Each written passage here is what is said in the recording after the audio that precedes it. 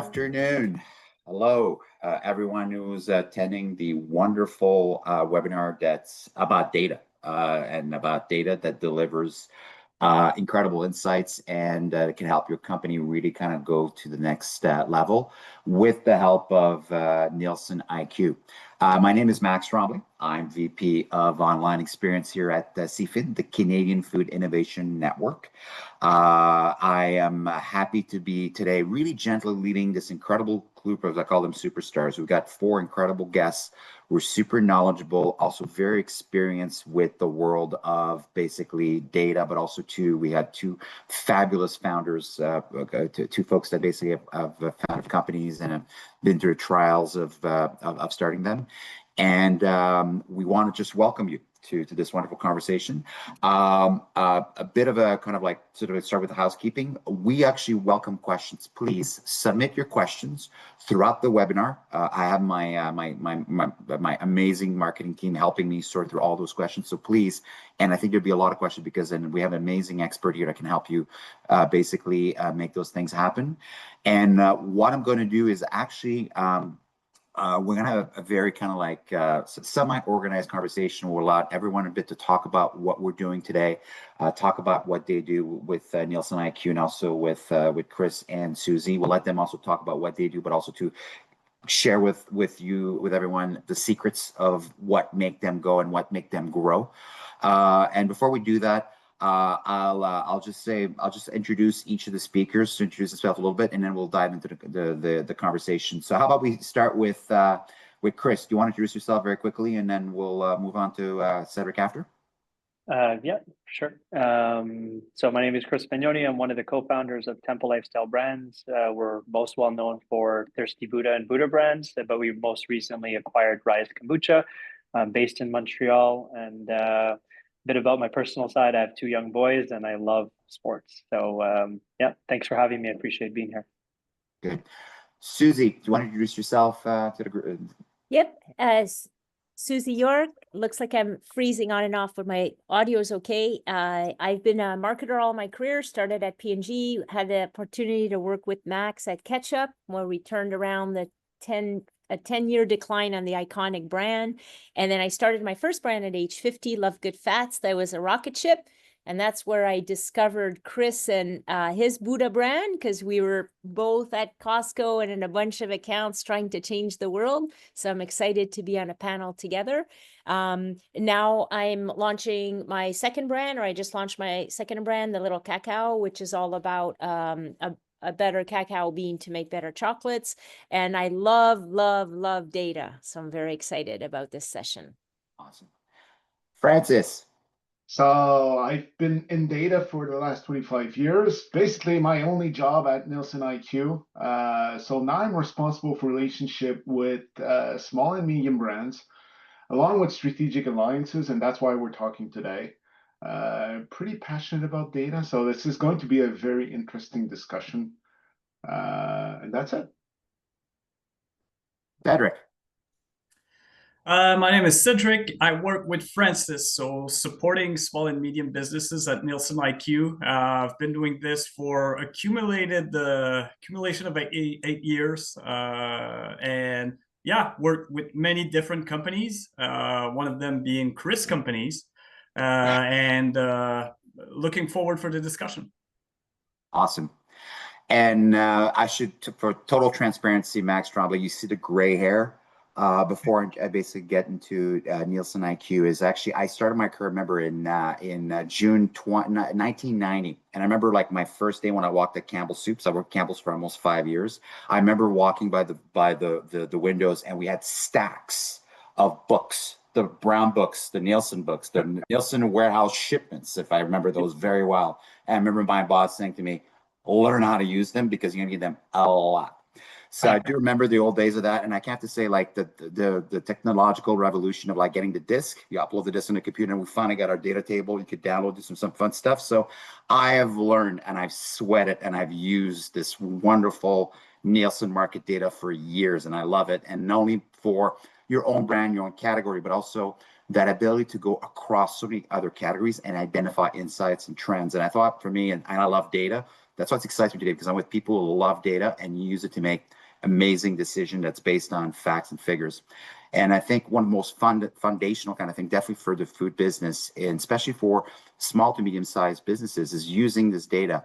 And I'd like to pass it to Francis and Cédric and talk a little bit about, how Nielsen and Nielsen IQ can work for small to medium-sized consumer packaged good business in Canada. Realized that Cédric was wearing a vest. My God, you're serious.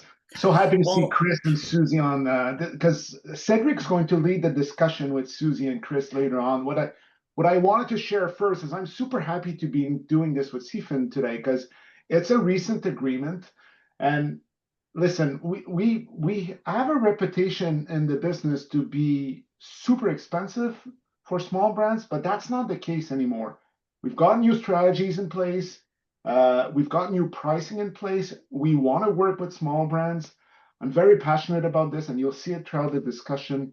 I do gazillion webinars. I did one on food service this week, organics last week, did one on pet food. I did one on cosmetics. I did one, like, name it. We've looked at the data lately, Cédric and I. So it makes sense for us to do this webinar and this discussion today, but also to work with companies like CFIN to help small brands grow in the market.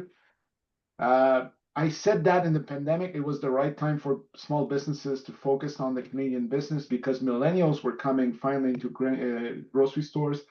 This is also a good time for small and medium brands right now, emerging brands, because the Gen Z are now coming into the stores, and we see brand loyalty dropping in the market. It is the right time for Canadians to discover new brands.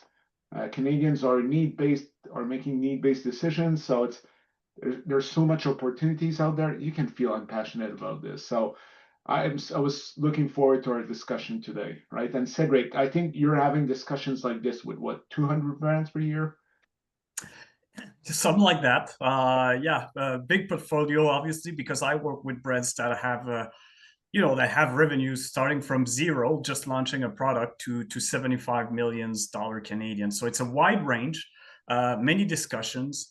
And, today we're talking about data. I do believe that most, small businesses acknowledge the importance of data. But I think one thing that might have been preventing some companies to move forward with it, or to use it more actively, is just understanding what can be done with it, right? So we talk about data, how it's helpful, but how do you actually, once you have a data set in your hands, what do you actually do with it? So there's kind of three themes that we can support businesses. We can either help them develop, deploy, or have diligence of their performance. This is my trademark model. I call it the 3Ds. So development, deployment, diligence.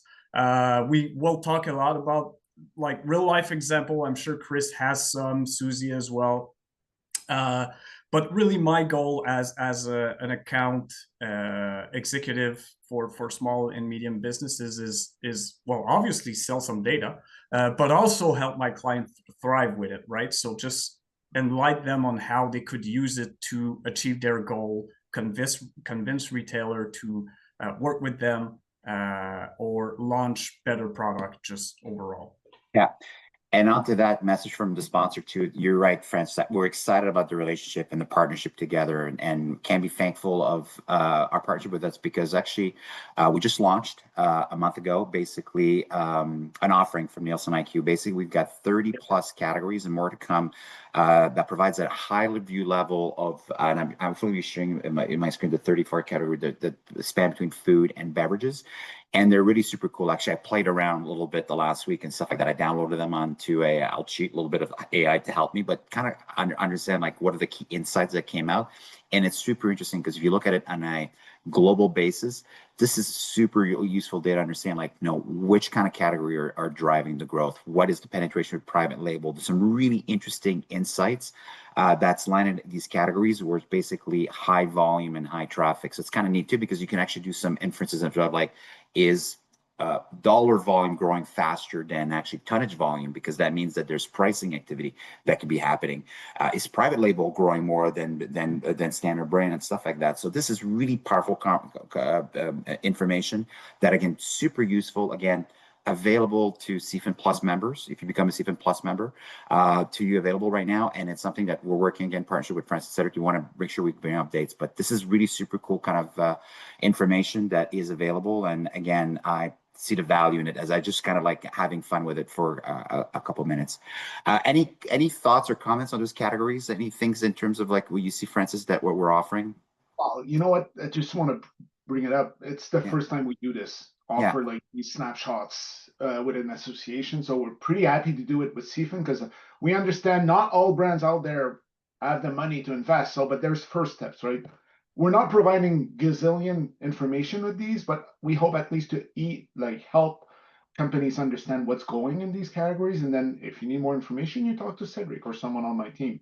But no, and we're open, right? If some of these categories are not useful to you, let us know. We'll look at different categories we can add to the list of categories that we're providing right now. Fantastic.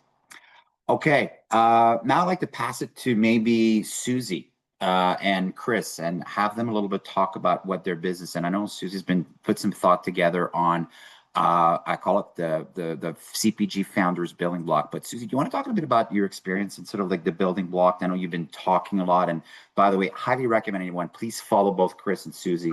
Amazing insights that comes all the time on LinkedIn. So we'll do that. But go ahead, Suzie. You want to talk a bit about your thoughts on the CPG founder things? Yep. And if you want to, I don't know if you want to flip the page. I will do that. Yes. Let me share. High level, like I'm a nerdy engineer. I since found out way after I graduated that I'm on the spectrum a little bit, and I'm gay. So supposedly that's kind of a thing, these 50-year-old women that discover this later in life. But it explains, my brain's kind of always worked like on the math side with my electrical engineering, and I started right in CPG.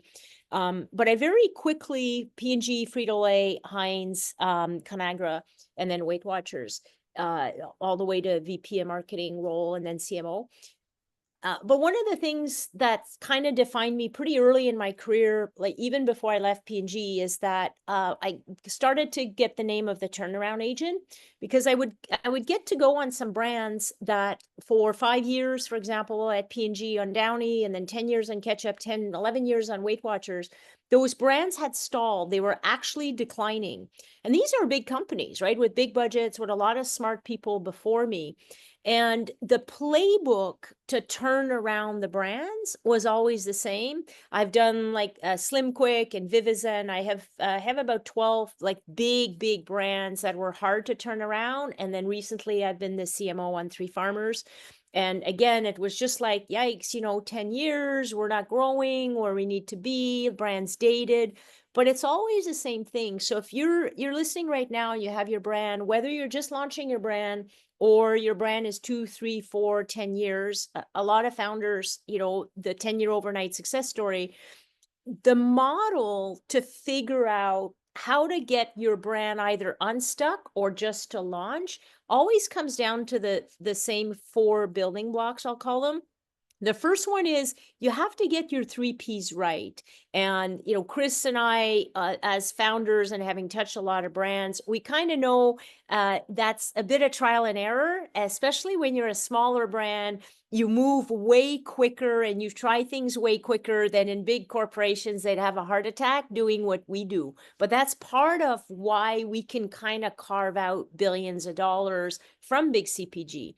We can test out, like you figure out your 3 Ps, your positioning, your product, your price value before you launch, but you're also kind of on the go and tweaking it. On Love Good Fats, we change our packaging 4 times, our formula 3 times in the first 18 months.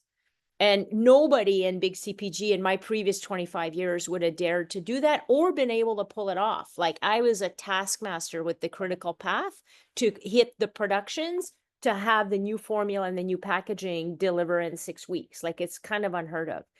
Once you think you have good enough 3 Ps, the sales fundamentals is still everything above the red box at the bottom costs you money, costs you money, costs you money.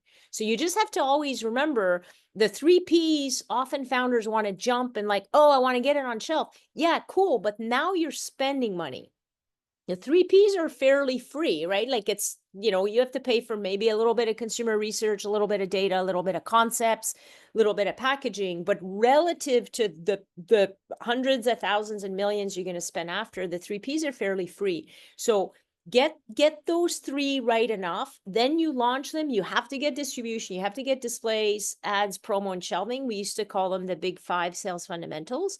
And often your broker and your sales VP are, they're accountable for those KPIs. So marketing drives awareness and trial, the orange, the VP of marketing drives awareness and trial, the VP of sales, head of sales drives your sales fundamental, and then marketing adds fuel to your innovation. Then once you have the first 3 building blocks humming, then you just add innovation to fuel the fire, which is what, Love Good Fats, we launched. It was $50,000 a month for 4 months.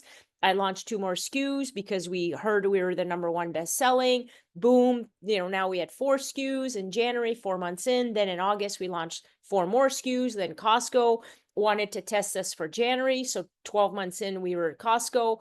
So repeat. Then we dabbled into shakes. That didn't work. Then we dabbled into plant-based. Then we came back with Chewy Nutty. So, I was at P&G when Pantene was launched. It had a 0.5 market share, 2 SKUs. And then globally, it became a $1 billion brand, I think, in 3 years. Like, it was insane. But it's the same model. Like, it started with 2 SKUs, 2 more, 2 more, 2 more, 2 more, 2 more. And each time when you're adding the SKUs, you have an awareness and trial plan to support it. So your innovation is fuel, your awareness and trial is fuel, your sales and innovation is fuel, but it has to all kind of work. And if your bottom 3 Ps are wobbly, then you're just throwing good money after bad money.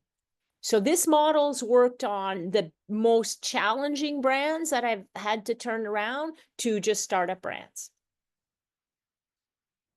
Just easier said than done. Okay.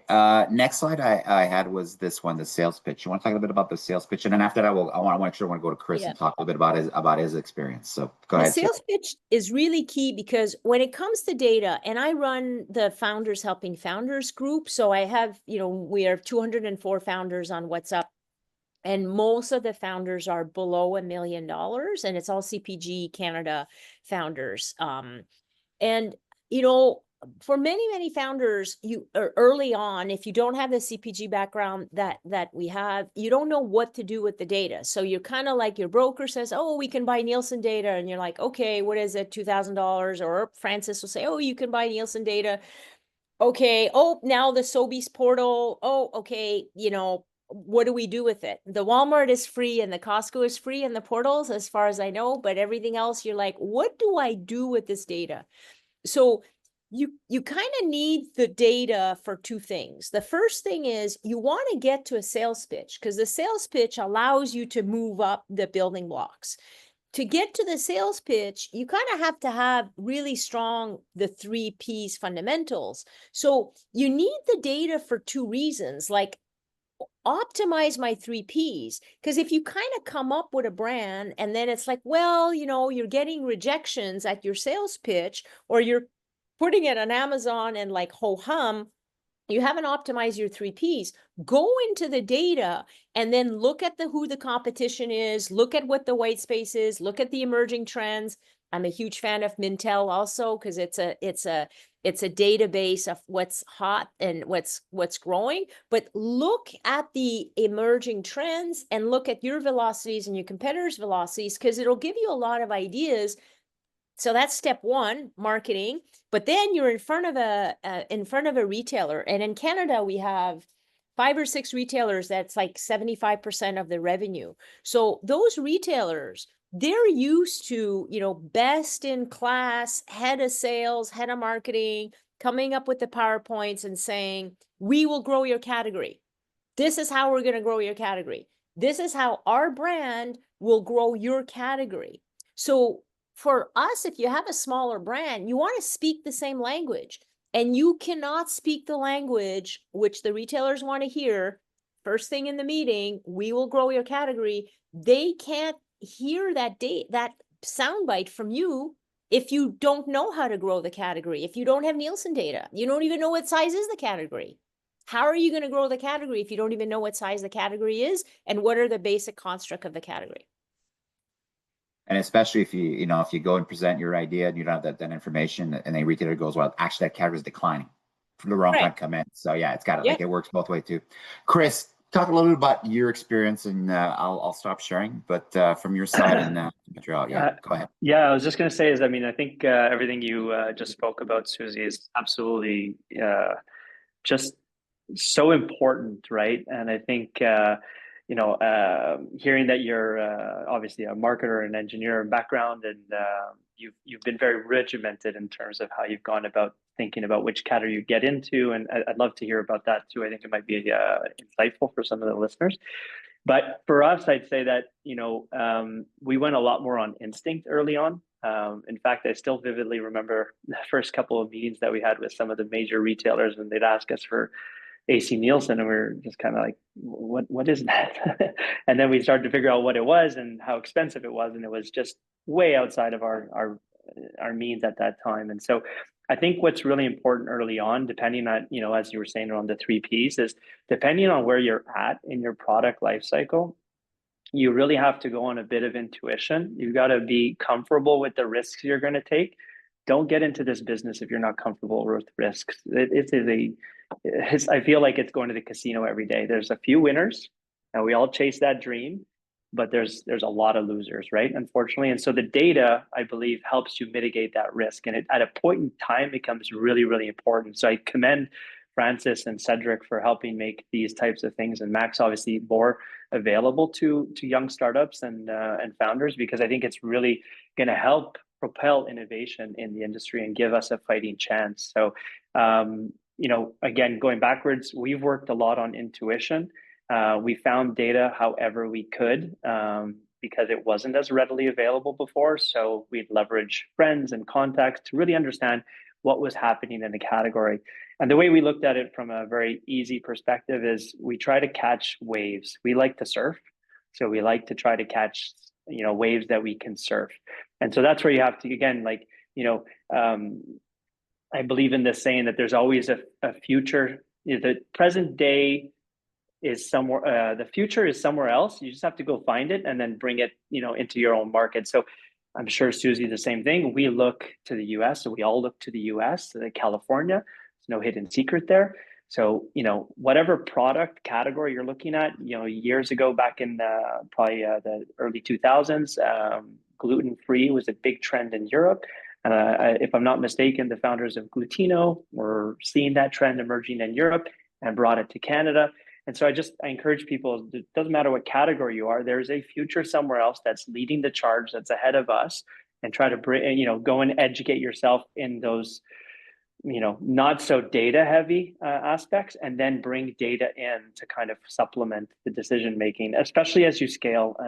We can probably get into all the discussions, and I'm sure Suzie has a lot to share about that. But as you grow, the data becomes really important, so that you can move from a vendor to a category partner, right? And that's a big transition when you're supporting the retailers, where you can drive innovation, you can increase basket size, and you can bring those data stories into the meetings, which, again, for us as a company, but also for the retailer, you become that much more of a value added player versus just someone else who's transactional and you're just selling them another product. And I'm sure we could speak hours about it, but we've had a very unconventional path. My background was in fashion, got into food in 2010. And so we've found our way over 15 years, and we have a lot more focus. And specifically in the last few years that we started working with Cédric, and I'll just give a shout out to you because he is amazing to work with. So if you have any kind of concerns, we had a lot of concerns like, will we even be able to afford this? Cédric was amazing and has been amazing to work with, and just finding ways to get data accessible. So I highly encourage for those of you listening to explore and find ways to get access to data. And what I'll just say is caveat is it depends on really where you are in that product, because you can use a lot of instinct early on. So you want to make sure that you can buy the data at a certain point, but make sure you can use it, because just buying it to buy it doesn't do anything. You need to be out, and I guess that's where you were talking about is deployment, Cedric. Is that deployment thing is where some of us smaller companies get stuck, because we get the data and then we don't have time to actually analyze it. We don't know how to analyze it and then put it into work. I found that's always been our biggest challenge, is how do we take the data, synthesize it, and then deploy it. And again, shout out to Cedric, because he's helped us a lot on that in those areas. Well, thank you, Chris. Thank you. And if I might just piggyback on this, because this is real life example that you're providing here, and the deploy phase is really crucial. And what I would say that a lot of the clients that I work with requires data to create a perfect pitch, right? A perfect story that they're going to not only tell to retailers, but also you might have financial partners, investors, distributors, people that you just want to get their buy-in, and having the right data set will help with that. And Chris, you've been through this, like often the data that we're gonna try and analyze and work together to get that story to tell, it is not necessarily about your brand, right? Sometimes it's about educating partners, clients, retailers about where is the category heading, right? And how do you fit in and help them fill a void that they might have, a gap that they might have, and how you become the solution to help them achieve that.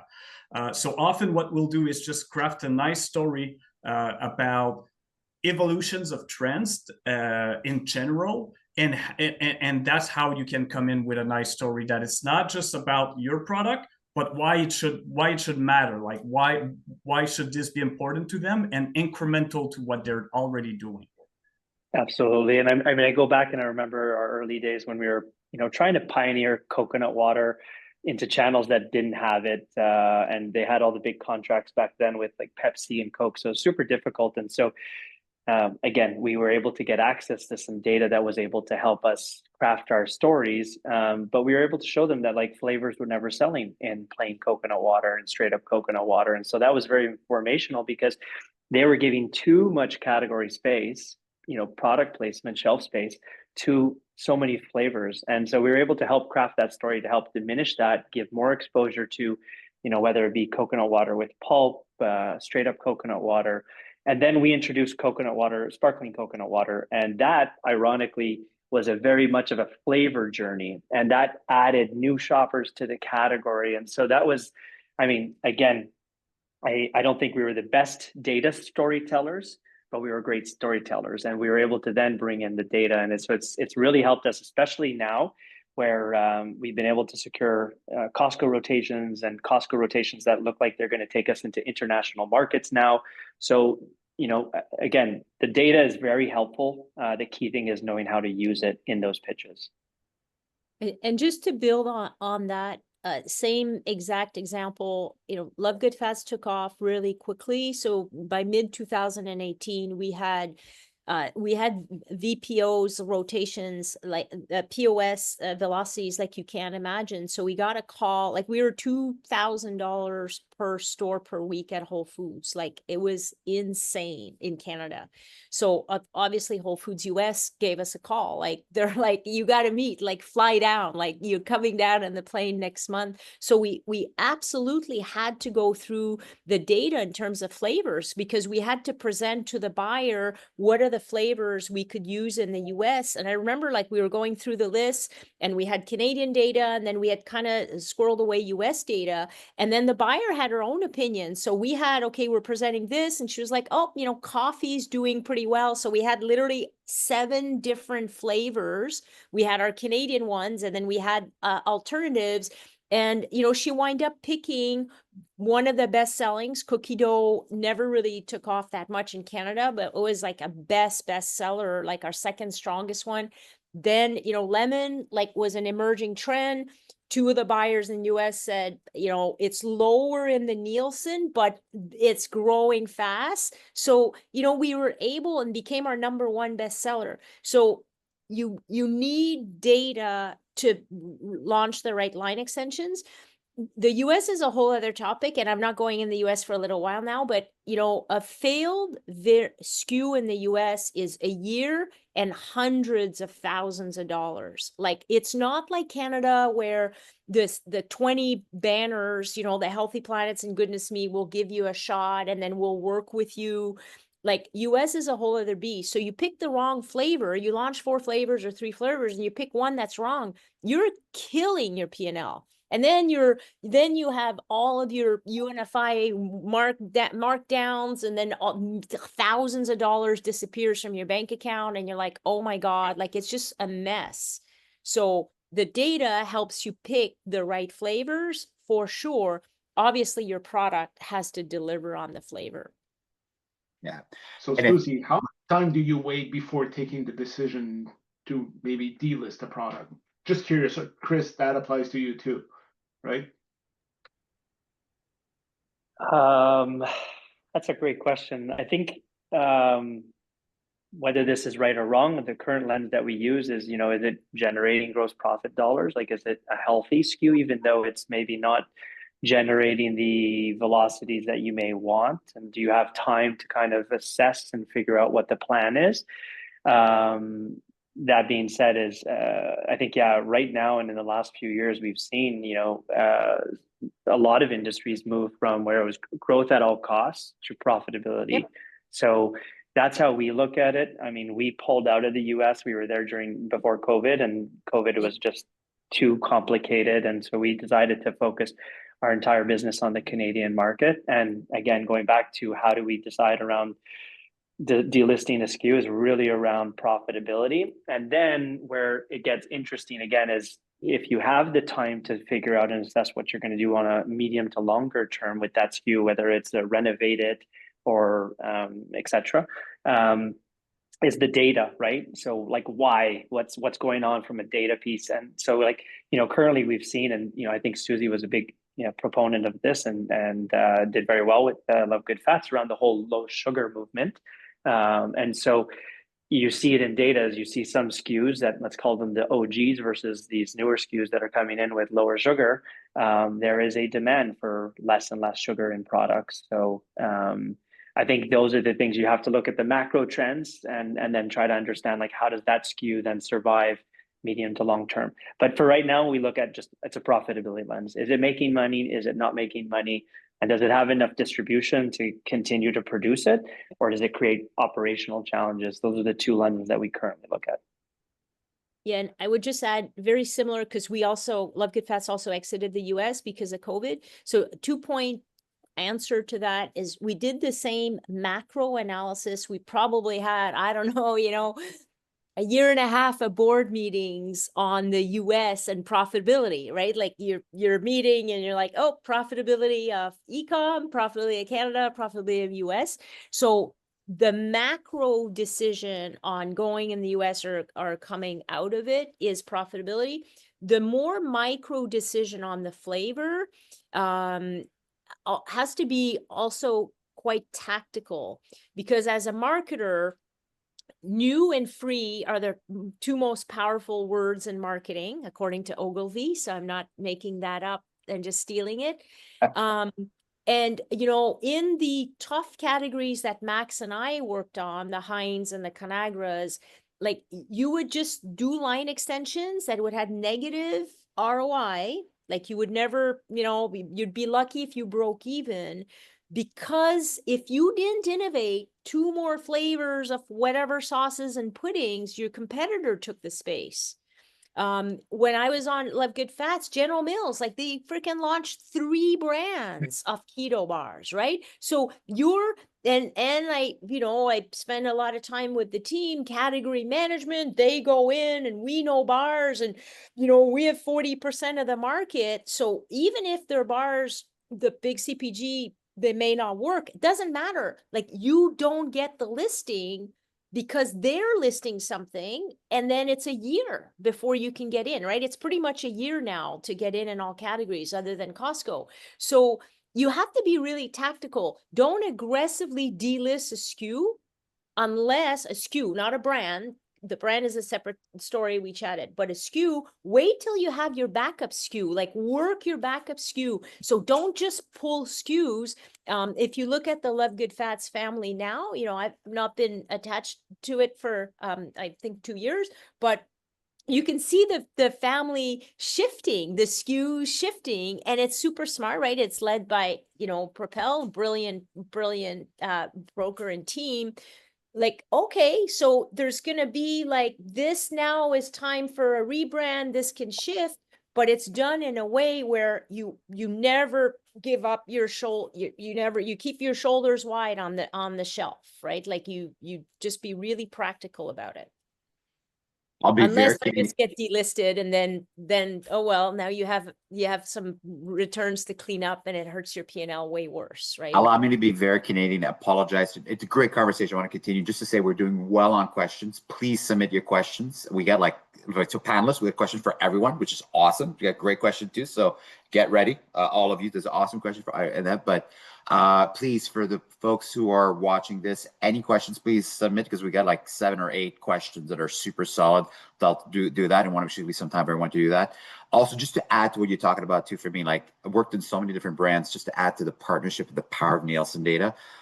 I've got so many case examples. I remember one of the most dramatic one was where unnamed retailers were thinking of getting rid of the SKUs in our brand, and we partnered with Nielsen to basically do a shopping basket analysis to prove that actually our brand drove a higher shopping basket value and brought a better, and also to like an actually like I'm almost kind of like a profile of who the kind of shopper this product and this brand brought versus other ones, and that's why they had to keep us to do that. And also I worked on a lot of the thing where retailers says we need only 3 players in the category, not 4, and you go no, you need a 4th one because it actually expands the category and the selection. So that's why like the data yesterday was critical. There's so many examples of it, and that's why I like to hear Chris and Suzie talk about the importance of leveraging the data to tell the story, because sometimes retailers have a way to look at the category, but I think really have to look beyond, because you're servicing a consumers that maybe have an unmet need, and it could drive even more revenue for the brand, but also with the category, because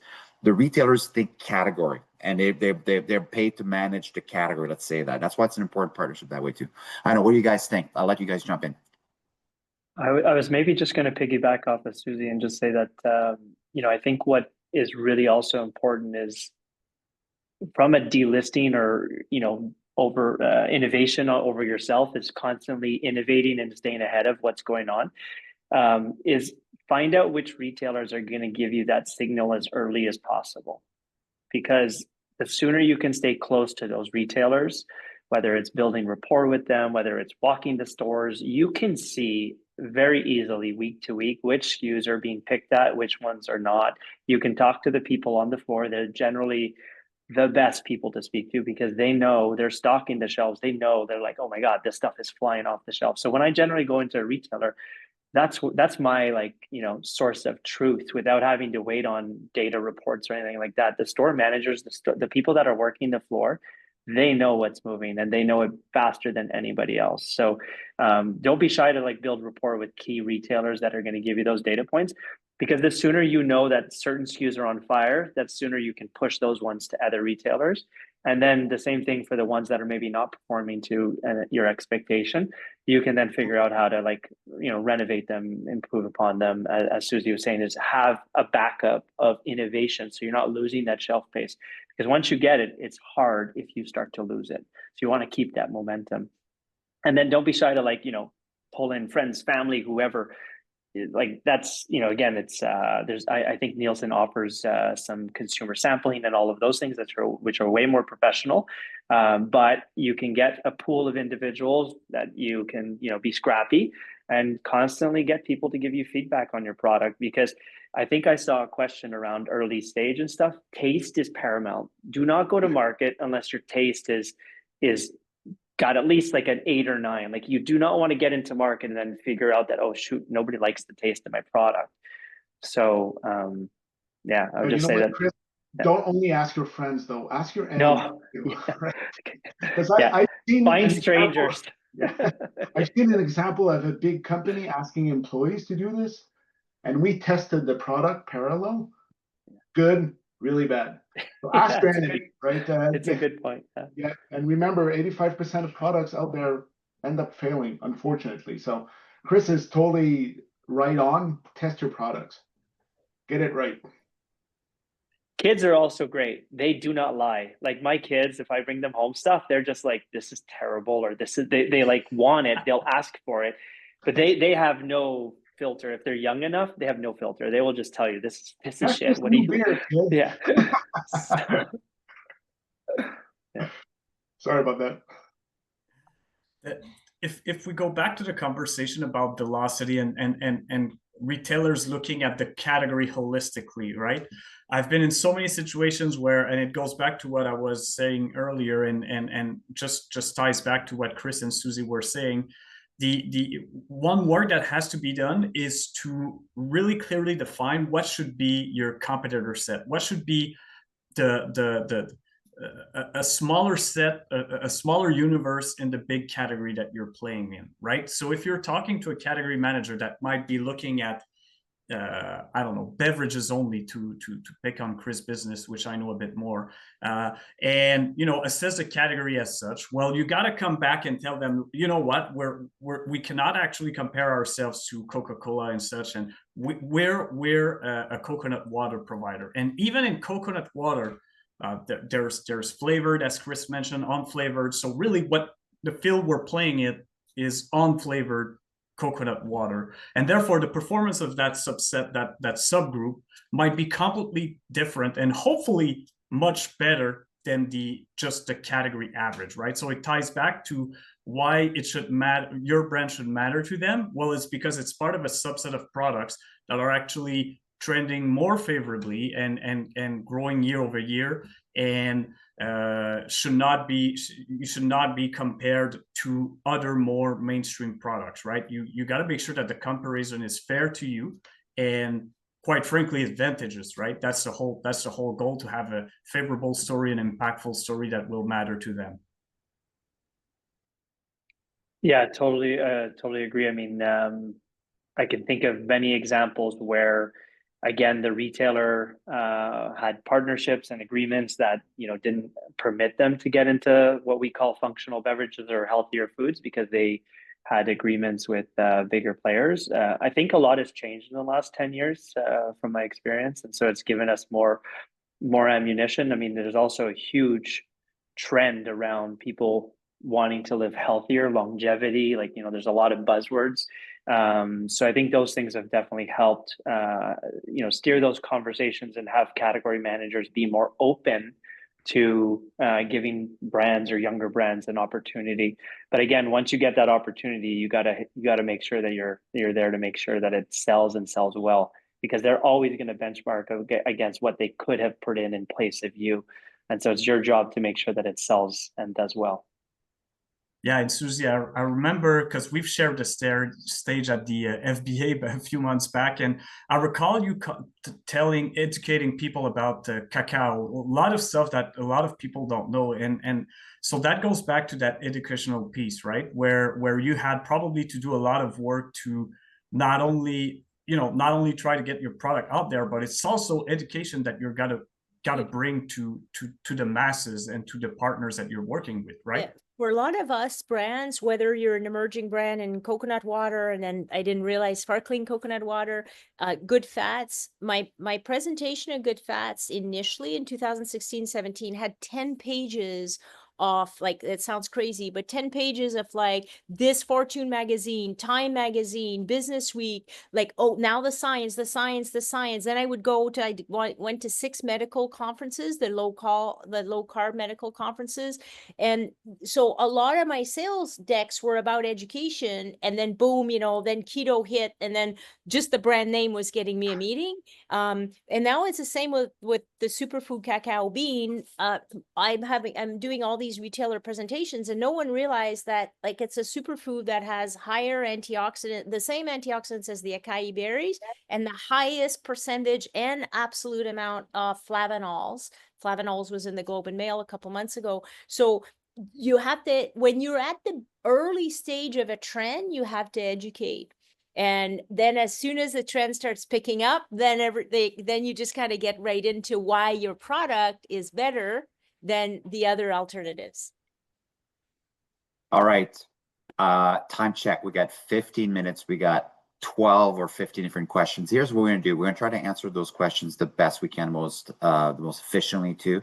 Also, I promise it's an incredible conversation too. Whatever questions, there's a lot of questions for all speakers. I'll share them. If we don't answer, if we don't answer them, we'll answer it after this, and we'll post them on our website on Yodel. Be a member, please, and also on social media. So there's some great questions. I'll try to make sure we go through them as much as possible. Also too, because we have a little bit of a sales pitch about CFIN Plus membership and stuff like that. But there's some great questions. So let's jump in there. And by the way, we could have gone for hours, but we want to be sensible of your time. And also, Chris got us acquire some new companies, and Suzie's got to sell more product at the store level. So I want to make sure we don't keep you too long for that. Okay, question. I'll go first for Francis and Cédric. A couple questions around NIQ. So the Canadian food and drink brands, especially those which are exported to the US, need to diversify to new markets overseas.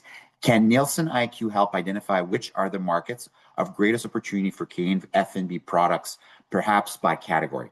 So it's a question of overseas. And then a follow-up question is that, does Nielsen IQ have any information on personal care, like personal lubricants and vaginal moisturizers? So 1A, 1B, overseas. Cédric or Francis, any data there? So 1B, yes, we do. Send us an email. We'll help you with that. So 1B is in my mind. Yes, we do have information. I just don't know it by that. Yes, we're in 108 countries. We can help you understand what's happening in Europe, Asia, Africa, Latin.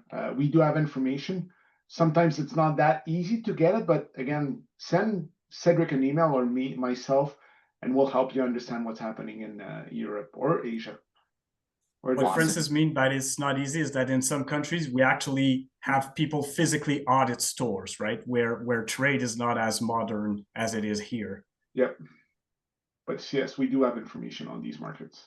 Fantastic. A question for Suzie. Okay. On the slide that we shared, how would the timeline look for the building blocks, assuming you crack the 3 Ps for ideation to final in 6 months? And are you ready to move to sales fundamentals?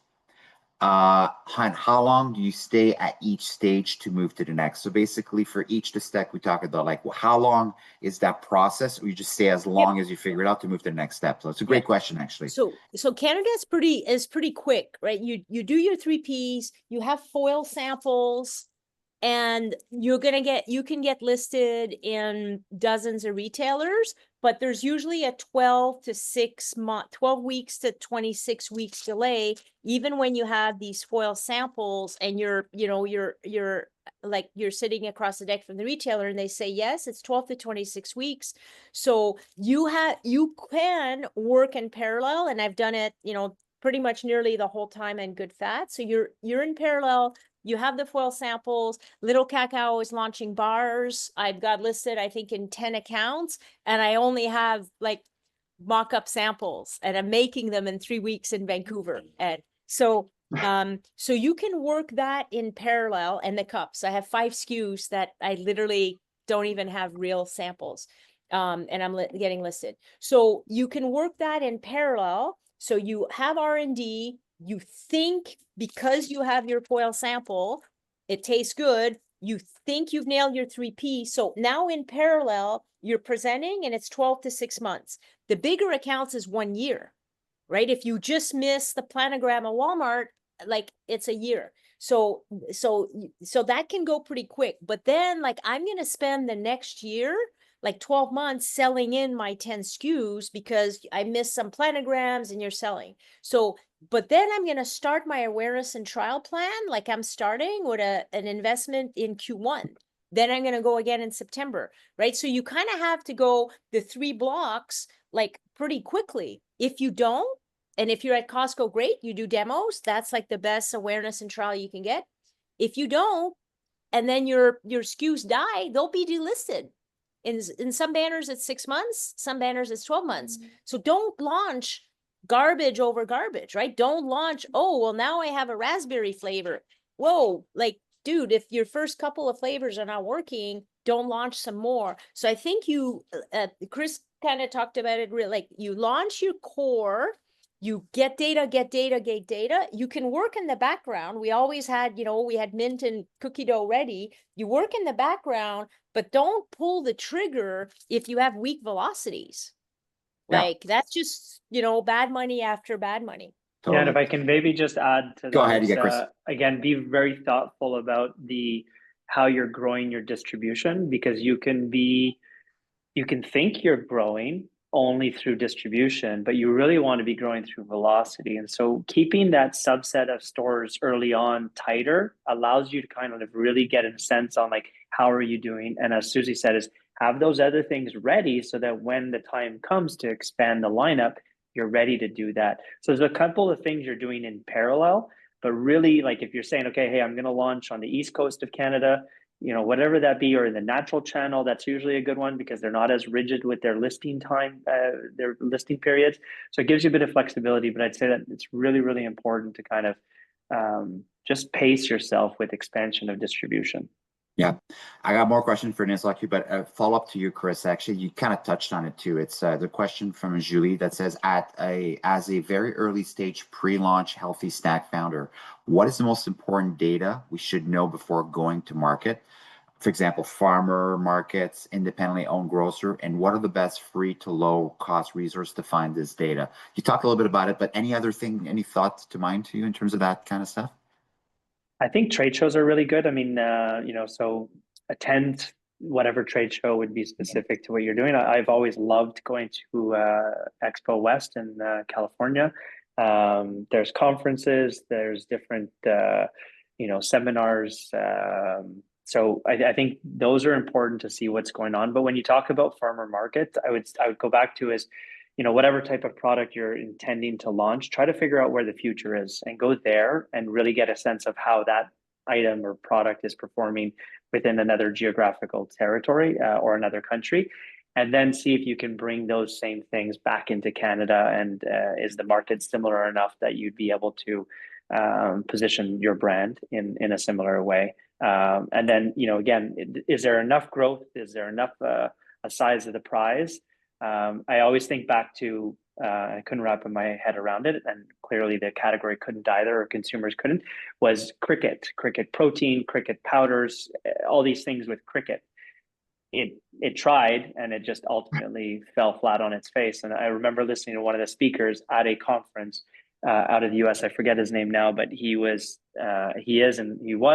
legendary in the sense of that he's really looked at like what is the growth, the macro trends from a consumer perspective, and will people, North American people, be able to get past consuming insects? And ultimately his perspective was no, and he was absolutely right.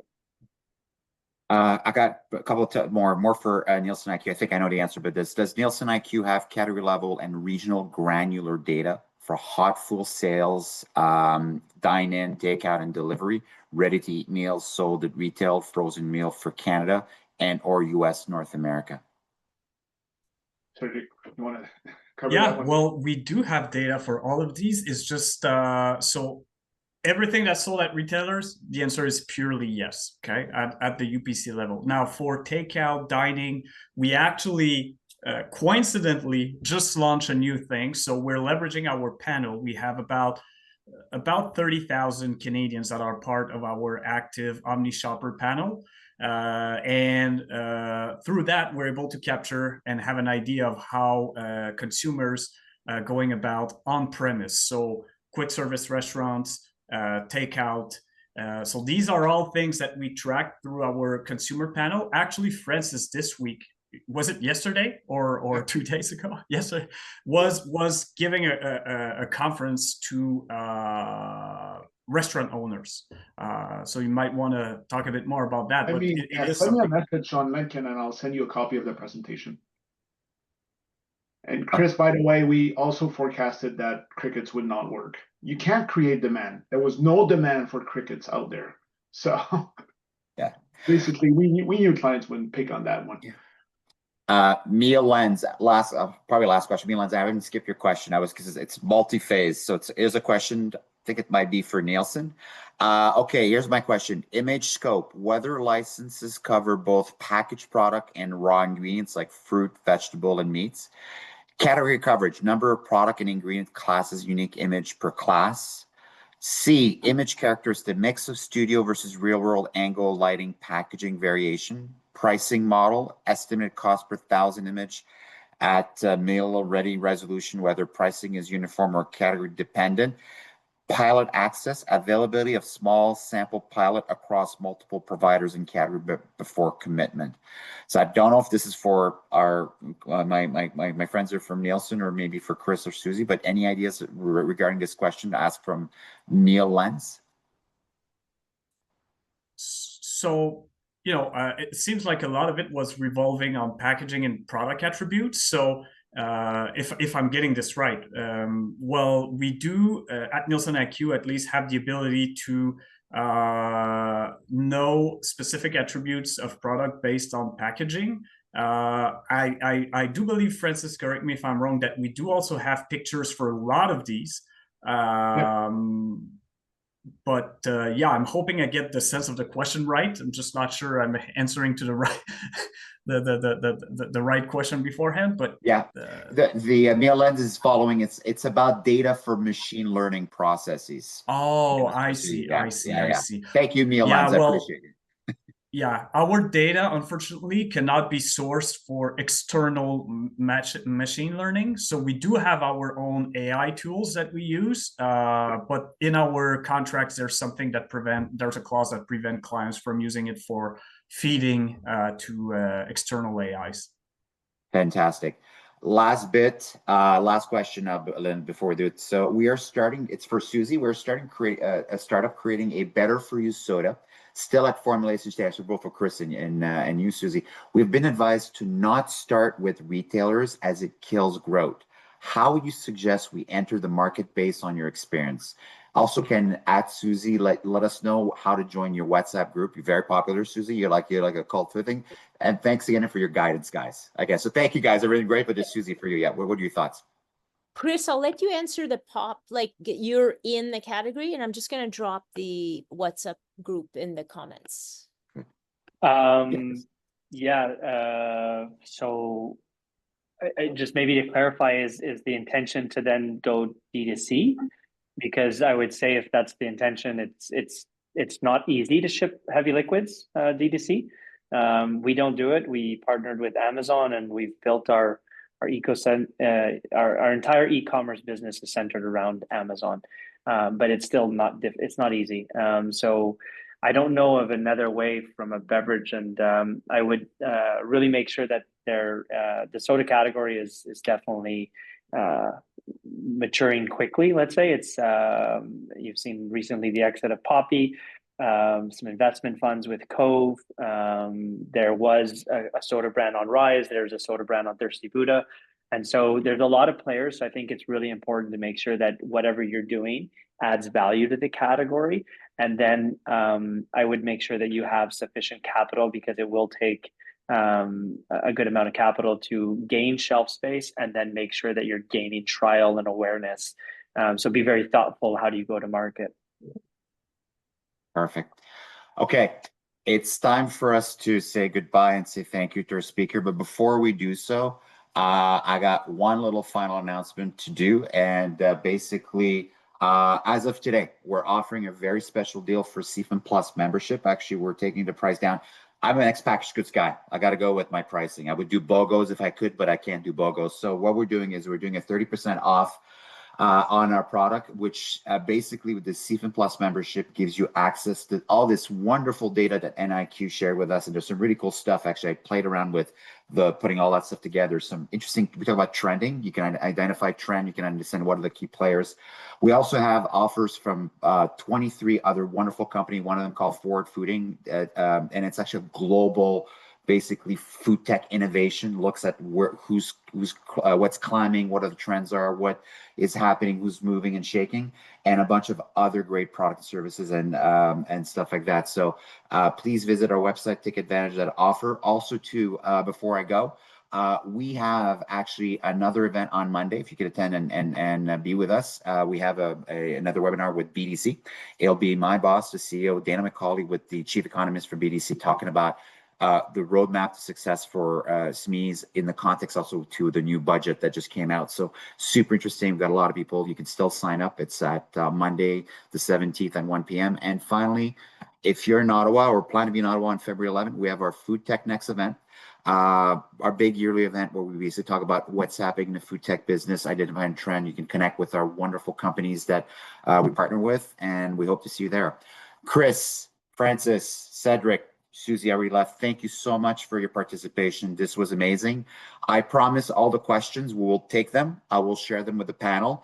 Do follow up because definitely do some more questions on for you, Cédric, and for Francis. But I want to thank you. Chris was amazing. Thank you for being part of us. Thank you for having me, and Thanks, I wish everybody good luck. Thanks, everyone. Thank you very much, guys.